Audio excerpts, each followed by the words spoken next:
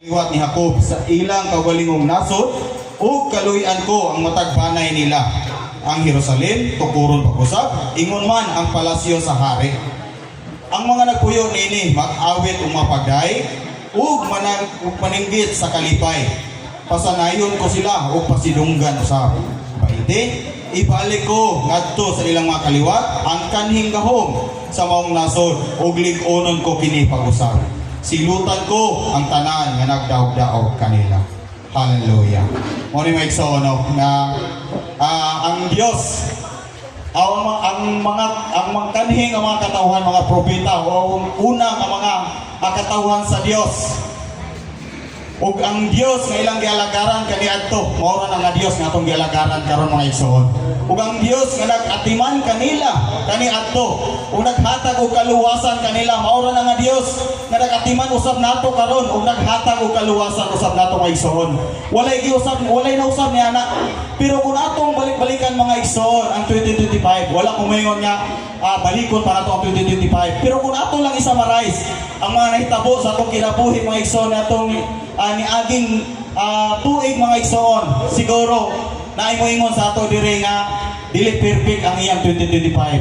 Daghay mga kalisdanan nga nagian, mga kalisod, kasakit, balatian, naana. Pero dili na moy atong point mga igsoon nga baliko nato kun sa kadaghan ng mga way lamig nga atong nagian ni atong naging tuig. Kundi ang point nato diha nga bisan pa man sa kadaghan sa mga pagsulay, sa kadaghan sa mga kalisdanan, mga balatian man nga miagi sa atong kinabuhi, pero pinaagi sa tabang sa atong buhi nga Dios mga igsoon hangtod karon ani ata nagapadayon nga nangalagad nga matinud-anon dito sa atong buhi nga Dios.